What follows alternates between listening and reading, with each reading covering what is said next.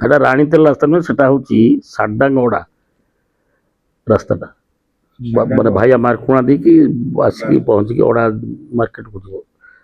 ଆମ ସରକାର 20 କୋଟି ଟଙ୍କା ମଞ୍ଜୁର କରିଛନ୍ତି, ଟେଣ୍ଡର ହେଇଛି। ସେ ଟେଣ୍ଡର ନେଇଛି ଗୋଟେ କିଏ ଆର୍କେଡି କହୁଛନ୍ତି କିଏ ନେଇଛି, ଏବଂ ଏ ବିଷୟରେ କାମ ତାର ନିମ୍ନମାନର କାମ କରୁଛି ଏବଂ ସେ ମନ ଇଚ୍ଛା କରୁଛି। ସେଠି ସେ ସାଇଡ଼ର ଜେଇର ନାହିଁ କି ଏଚ୍ଡିଓ ନାହିଁ କି ଏସ୍ସି ନାହିଁ କି ଚିଫ୍ ଇଞ୍ଜିନିୟର ନାହିଁ, କେହି ନାହାନ୍ତି। କାମ କରିକି ସେ ଚାଲିଛି। ମୁଁ ଆଜି ସେ ଲୋକଙ୍କୁ କାମ ବନ୍ଦ କରାଇଛି। ସେ ମାନେ ଏପଟରେ ପିଚୁ ପଡ଼ୁଛି, ସେପଟରୁ ପିଚୁରୁ ଘାସ ଉଠୁଛି। ଏଇ ହେଉଛି ଅବସ୍ଥା। ସେ କହୁଛନ୍ତି କି ଆର୍କେଡି ଜଣେ କିଏ ନେଇଛି। ମୁଁ ସିସିକି ବର୍ତ୍ତମାନ ଫୋନ୍ ଲଗେଇଲି ଆପଣଙ୍କ ଆଗରେ।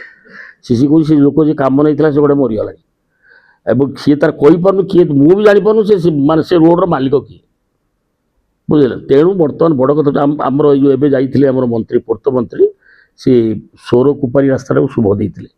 ସେଟାକୁ ମଧ୍ୟ ସେକ୍ସନ୍ ହେଇଛି 20 କୋଟି। ବଢ଼ିଆ କାମ ଚାଲିଛି। ଏବେ ମନ୍ତ୍ରୀ ଆସିଲା ପରେ ବଢ଼ିଆ କାମ ହେଉଛି ଏପଟୁ। କିନ୍ତୁ ଏଇ ଯେଉଁ ରାସ୍ତାଟାକୁ କିଏ ଆର୍କେଡି ନେଇଛି ସେଇଟାକୁ ହେଇଛି ମେଜର ପ୍ରୋବ୍ଲେମ୍ ଆମର। ବର୍ତ୍ତମାନ ଏଣିକା ଏଇ ଯେଉଁ କାମ କରୁଛି, ବର୍ତ୍ତମାନ ଫୋନ୍ କଲି ତ ବନ୍ଦ କରିବା ପାଇଁ। ସେ ଆପଣଙ୍କ ଆଗରେ ତ ସିସିଙ୍କୁ କହିଲି, ତାଙ୍କର ଏସିକି ଯିଏକି ତୁମକୁ କହୁଛି କାମ ବନ୍ଦ କରନ୍ତୁ। କାମ ଦେଖିଲା ପରେ ମୁଁ ସିସିଙ୍କୁ ଡାକିଛି, ମାନେ ଆପଣ ମୁଁ 2 ଜଣ ଯିବା ଦେଖିବା, କାମ ଦେଖିଲା ପରେ ଯାହା।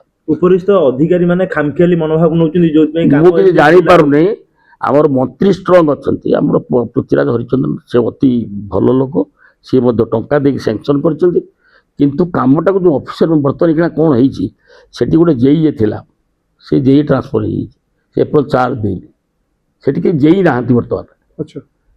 ଏଚ୍ଡିଓ ବି କେହି, ଏଚ୍ଡିଓର ତାର ଡେଲିଭରି ହେଇଛି, ସେ ତାର ହଁ କେହି ଦେଖିବାକୁ ନାହିଁ। ଏସି ଦେଖୁନି କି ଏଚ୍ଡିଓ ଦେଖୁନି କି ଜେଇ ଦେଖୁନି, କିନ୍ତୁ କାମ ଚାଲିଛି। ଏପଟରେ କାମ ହେଉଛି, ଏଠି ପିଚୁ ଉପରେ ଘାସ ଉଠିଲାଣି। ଏ ହେଉଛି ଅବସ୍ଥା। ମୁଁ ତୁରନ୍ତ ଆପଣଙ୍କ ଜରିଆରେ ପୂର୍ତ୍ତମନ୍ତ୍ରୀଙ୍କୁ ଅନୁରୋଧ କରୁଛି।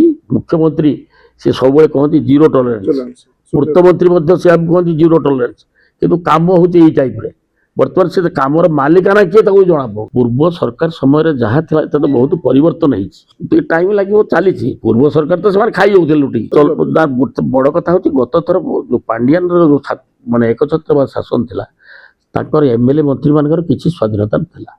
ସେମାନେ ସାହସ କରି କହିପାରୁନଥିଲେ। ସେ ପାଣ୍ଡିଆନକୁ ବି ଭଗବାନ ବୋଲି କହି ଜୁହାର ହେଉଛନ୍ତି ତାଙ୍କ ଏମ୍ଏଲ୍ଏ। ଆପଣ ଦେଖୁଛନ୍ତି ଏଇ ଯେଉଁ ବିଧାନସଭାରେ ମୁଁ କହୁଥିଲି, ଏଇ ଯେଉଁ ତାଙ୍କର କି ଦେବ, ଏଇ ଯେଉଁ ଏଠି ଆଳିକନିକା ପ୍ରତାପ ଦେବ ଆଉ ପ୍ଲସ୍ ଏଇ ଯେଉଁ ଇଏ ନୟାଗଡ଼ର ତା ନା କ'ଣ ପୌର ସେ ଟ୍ରାଫିକ୍ ପୋଲିସ ହେଇକି ପାଣ୍ଡିଆନ ଗାଡ଼ିକି କୋର୍ଟ ଦେଇକି ଯାଉଛନ୍ତି ସେମାନେ, ବବିଦାସ ସେସବୁ।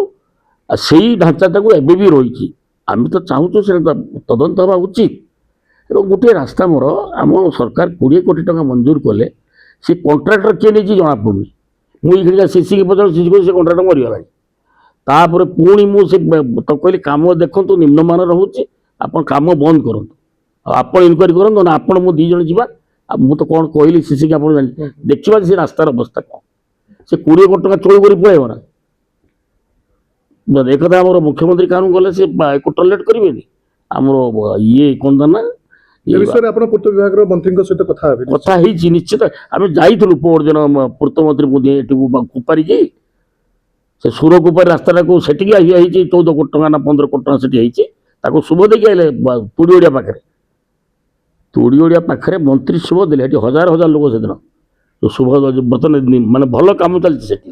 କେଉଁଟା ଏଇ ଯେଉଁ ସୌର କୁପାରୀ ରାସ୍ତାଟା, ଏଟା ଯେଉଁ ହେଉଛି ଅଡ଼ା ମାର୍କୁଣା, ଏଇ ରାସ୍ତା କଥା ମୁଁ ପଢ଼ିଛି। ଏଟାକୁ ନେଇଛି କିଏ ଗୋଟେ କହୁଛନ୍ତି ଆର୍କେଡି, ସେ କୁଆଡ଼େ ମରିଗଲାଣି ବୋଲି ମୋତେ ସିସି ଘିଣା କହିଲେ। କିଏ ନେଇଛି, କିଏ କାମ କରୁଛି, କାହା ହାତର ଟେଣ୍ଡର କରୁଛି, କିଏ କାହାକୁ ଜଣାପଡ଼ୁନି। କାମ ଆପଣ ବନ୍ଦ କରୁଛନ୍ତି। ଆଉ ମୁଁ ଆଜି ତ କହିଲି ବନ୍ଦ କରିବୁ, ଜାଣିଲା ପରେ କମ୍ ଯେ ନିମ୍ନମାନର ହେଉଛି ବୋଲି ଆଜି ମୁଁ ବନ୍ଦ କରିଛି। ତାକୁ ଆପଣଙ୍କ ଆଗରେ ତ ମୁଁ ଫୋନ୍ କରି କାମ ହେବ। ମୁଁ କହିଦେଇଛି ସିସି ଆପଣ ଚାଲନ୍ତୁ ରାସ୍ତା ଦେଖିବେ। ଏଗୁଡ଼ାକ ମୁଖ୍ୟମନ୍ତ୍ରୀ କାନୁନ କରିବାକୁ ସେ ଟଲରେଟ୍ କରିବେନି, କି ଆମର ପୂର୍ତ୍ତମନ୍ତ୍ରୀ ସେ ମଧ୍ୟ ଟଲରେଟ୍ କରିବେନି। କିନ୍ତୁ ଏଇ ଅଫିସରଙ୍କର ମନମାନି ଚାଲିଛି। ଏହା ହେଉଛି କଥା।